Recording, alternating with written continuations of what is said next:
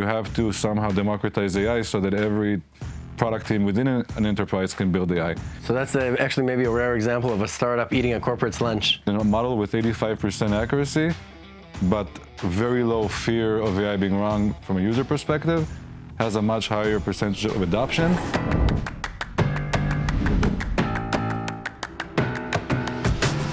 I'm Eran Bielski, General Partner at Entrée Capital, and I'd like to welcome you to another episode of Entrée Spotlight, where we talk to different founders and industry leaders, both from technology and business. And with us today is Assaf Elovic, Head of AI of Monday.com. Thank you so much for doing this, Assaf, and it's a pleasure to meet you.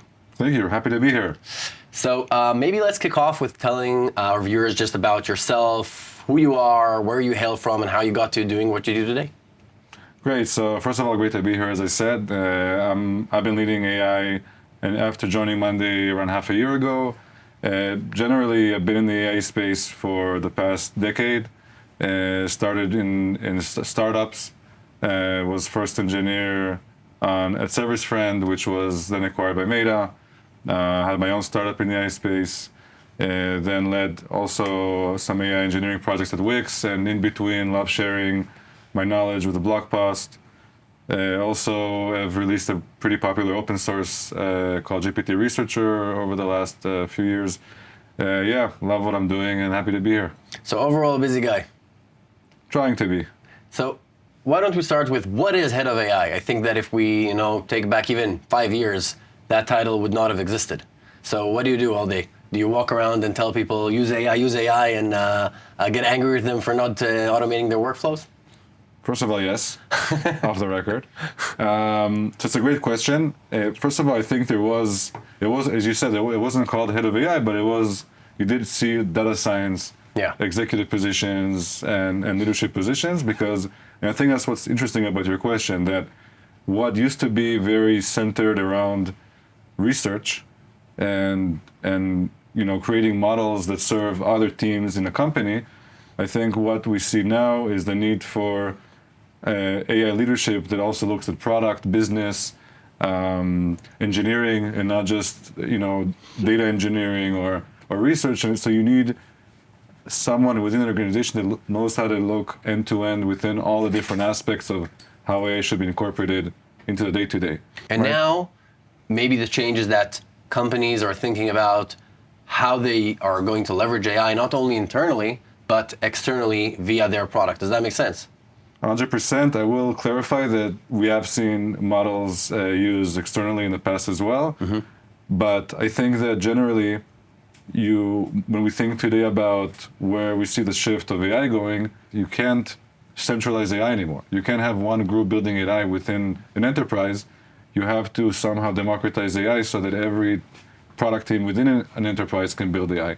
And that really shifts what an AI team does. It starts to think about, how do I enable tools and infrastructure for anyone to build AI in the company without me being a blocker in that development. In Monday.com, we saw AI. There was a big release, the credit model and everything that you were incorporated into the product. And obviously, us as Entrée Capital have been power users of Monday for, 10 years or so. So it's always amazing to see new products and features shipping out.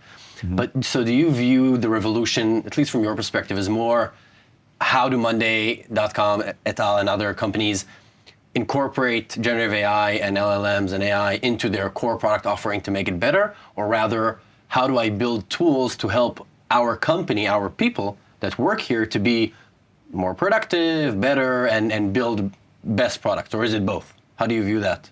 It's a great question. The short answer is both. I think what's great about Monday is that we use Monday. So the first... Notoriously. Yeah. So the first place we always start with product features is internally, right? So even when we think about AI, we want to see that the AI features that we build are used internally. Yeah. On Monday, not just Cursor for development or other products for other areas in the company. But without a doubt, we're very much focused on building AI for our users. Mm-hmm. And you asked about incorporating it into our workflows. So I think definitely that what's driving us is, yes, we think that AI, when we see how other companies are building AI today, many times it's like an extension to the product offering. Mm-hmm. And we think that's also what's harming adoption. I mean, you have a bunch of people using AI, a plethora of tools, right? It's not only like one or two tools. I'm sure that in Monday you probably have 500 different AI tools that, 2,000 people are using, right? Then you have the AI that you're building into your product, and the base of all of this is data. How do you think about making sure that, you don't cause, an apocalypse event, that all of your data leaks or people get to information they shouldn't get? How do you think about that? Like, where is it challenging or where is it pretty much solved? Great question. I'll see why it's a great question, because I think the answer to that is surprising. It's not if you ask this to people who don't deal with this every day, they'll probably assume that the biggest risk is exposing AI to your customers. Yeah. But what I've learned both at Wix and Monday is that it's actually the opposite. I think that so I'll give you an example. So what is the risk of exposing AI to users, right? In the end, users ask for whatever, for content generation or some reasoning, and usually there's no reason for them to try to prompt inject. Like in most cases, Just jailbreak the model. Yeah. Yeah, it doesn't happen. Like in theory, yes. Like when you think about now, I do like believe a bad actor. Yeah. Yeah, and I do believe there are industries where it's really important, like in health, for example. Right, in health, you don't want some wrong LLM, sharing information about patients. Yeah. Right. So I do think it's important, but in most cases, exposing AI is not as a risk as it seems. So where is the risk? And I actually think the biggest risk is, as you said, internally. The employees. Yes, I think that when I have these discussions internally, we learn that we are much, as you said, more cautious about using Cursor on our Monday code base. Yeah. Right. Where's the data going? Where is it going? Right. And then what if somehow somewhere, what if LMs are then trained on our code base, and then someone can right? Yeah, and most of these tools, by the way, are also like PLG bottom up. So it's not like big companies where they sort of give you a handshake and say, "Don't worry, everything will be okay." It's Amichai, who downloaded something because he needed a video to become into images, and you have no clue where's it going. You have no clue, and also this trend is getting worse, and I'll tell you why it's getting worse. Because when users were just starting off with ChatGPT, for example, they were trying to figure out like what can I ask it and what can it answer me. Yeah. But now who will I marry? Yeah. Or spell strawberry, right? Like these kind of things. But now, we as humans also evolve. We're not just AI, right? So we've learned that it's much more powerful when you give it context. Yeah. So now, even for me, there's no way that I ask something without giving it some context. Context could be copy paste this email or this. Now, when I think about legal, right, or when you think about all these areas within the company. Just imagine, as you said. I am Assaf. I'm working on a super secret project. How will shareholders react? Here is my brief for our AI strategy. Please summarize or please refine, right? Yeah, even something that simple. Because everybody summarizes and refines grammar today with AI, right? I mean, just doesn't make sense not to. And file attachment is much easier now, and integration is much easier. So all you have to do is drag and drop in that simple file. And even that, soon it's all going to be with an API. It's going to be plugged into everything. You literally just say, go to my, DCM or wherever my images are stored, find me this image, and right? Exactly. So this is something that keeps you up at night, or Guy, that's also a great point with all those code interpreters and abilities that AI can actually go and on your computer and do all these actions for you. Definitely. I think that what we're seeing right now, where we're all in amazement of what AI is achieving, but it's only the 1%, and I think that the other 99% is possible yet not yet rolled out because of concerns of not only security but also IT and other things. I'm not sure if you agree with that. Like, are we at the beginning or at the end of this hype cycle? So I think there is one good answer that will be true now and in the future, and it's something I like to call fear of AI being wrong. Fear of AI being wrong. Yes. TM. And this is what you describe now. Yeah. There are cases where a user, like, what is the probability that the AI will be wrong, and how does that affect me? Yeah. And let's take example, and I think I have a really good example. Let's take an example of cursor. Okay. Imagine I told you 2 years ago that AI could write your code for you and ship it to production. If you say that to every engineer on the planet, they'll probably be like, No way. no way ever is my code reaching production. Yeah. Now, the irony is that technology-wise, it's possible. That's the easy part, by the way, right? Yeah. Once the code is written, you could automate that without AI to go to production. Yeah, push. So in theory, the technology exists, but why aren't we doing it? And the reason why we're not doing it is because companies like Cursor, very smartly, and by the way, also good reason, because they're developers, so they're developers building for developers. Yeah. Is why we're seeing early adoption. But they learned that you cannot create adoption that way. You have to generate the code locally, have a developer kind of see the change, and then make his decision if is this going to production or does this need refinement. And actually reduce the fear to minimum. There is no fear, Right. basically, right? And I think that's the way AI is true today in the future, because Even when the context window opens, I spoke to a smart guy that we both know, and he told me, and I asked him, why don't we have AI developers? And he told me, listen, the context window right now is 1 million tokens. Our code base in the company that he works at is 2 orders of magnitude bigger than that. So the issue is not with AI coding, but it's that it doesn't understand the context of my broader system. And if I push it to production without it understanding the dependencies and what it's going to break, it's just not going to work. So when the context window gets bigger, and it will, 10-fold, 100-fold, do you still hold that? yes, 100%. Interesting. Why? Let's do another podcast in 5 years. No, seriously. This is a time capsule. There's very few things I hold strongly. Most things I'm flexible, but I'll tell you why. Because he looked at it again from a technology perspective, which is I think why most AI leaders get wrong. Your goal is to strive for adoption, not for the best accuracy. And I believe that in a model with 85% accuracy, but very low fear of AI being wrong from a user perspective, has a much higher percentage of adoption than a model with 99% accuracy and a very high fear of AI getting wrong. So the winners will just be the ones that pursue that model. I'm looking now at startups because that's my job. I'm a venture capitalist. That's what I do. And our audience are mostly pre-seed startups about to start their new venture. And a lot of the discussion that we're having, funds and pre-seed founders alike, is what do I build in the world where all the incumbents have the competitive advantages they always had, right? If it's regarding moats, if it's data, if it's distribution, if it's brand, if it's capital, and I come without anything.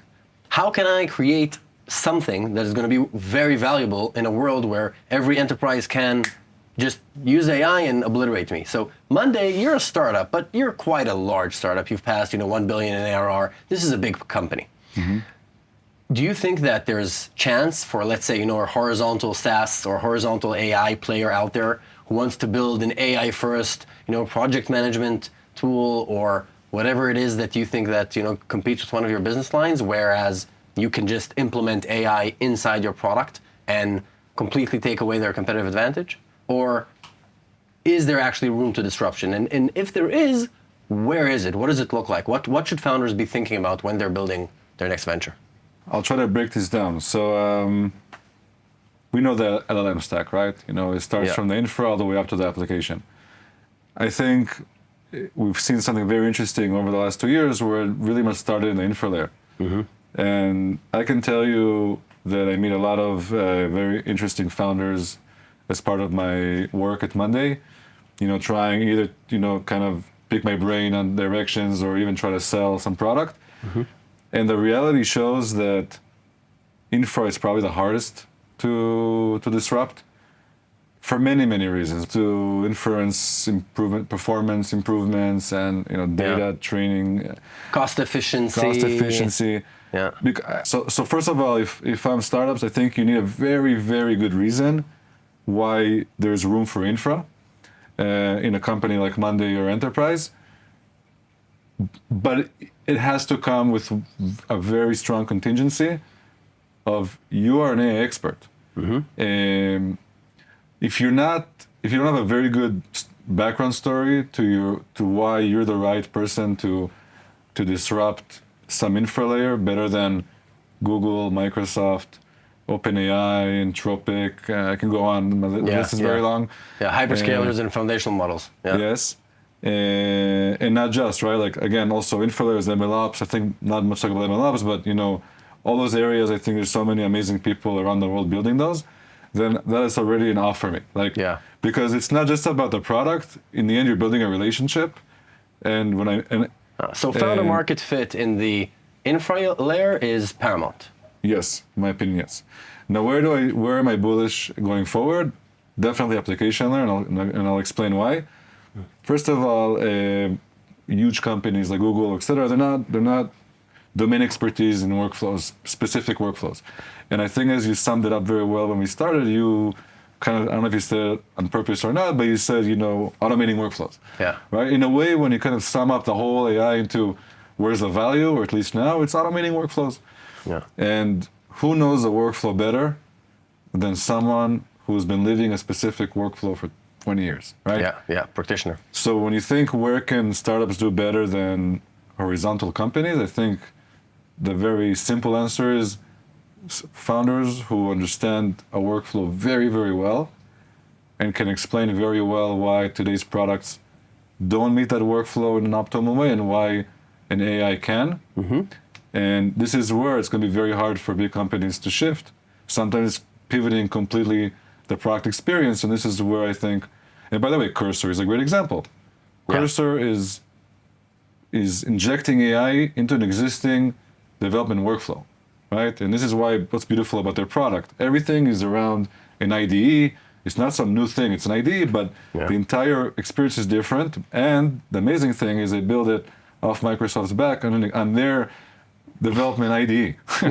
But they just did it faster and refined it to be a 360 experience around developer workflows. So that's actually maybe a rare example of a startup eating a corporate's lunch, right? Exactly. Mm-hmm. So do you think that in horizontal, is there a play that's lasting? And if so, what is it? Because startup in horizontal don't have data moat, right? Maybe only distribution if they can hack either organic or like PPC, that's very effective. But do you see like something there, like some startup that you think, or some company that you think is just going to disappear? Like, Salesforce, for example? I'll tell you why. Because when you think about companies like, let's take example Wix. Wix started horizontal. Yeah. Right, like website builder. And then it went vertical. Yeah. Right, so it was the other way around. Into the niche, yeah. Exactly. I think today it's the opposite. Today, you want to get an advantage, you want to start vertical. You're probably going to do better than horizontal product with having it very focused as AI. But then as a strategy, you do just the opposite of what Wix or Monday did. You say, now I have the foot in the door to an enterprise or to a specific customer. I have his trust. Now I can start to expand into more horizontally. So my bet is that you start vertically to create that advantage, and then you expand horizontally once you create users' trust. Perfect. So I think I'm getting signal that our time is running short. So I'll sum up what we said so far. One, AI is changing everything and everyone. It's incorporated both internally in the employees and externally in the product facing your clients, when security troubles both these areas, and they're two faces of the same coin. And with regards to vertical or horizontal, there is opportunity. So you don't believe that incumbents are just winning and startups don't have an opportunity, but you suggest to look vertically before and then move horizontally in order to sort of get into a specific workflow, get an advantage, and work from there. So first off, this was amazing. Time flies. I'd love to do this again. Thank you so much for watching the Entrée Spotlight with Assaf Elovic, the head of AI for Monday, and we hope that you'll join us next time.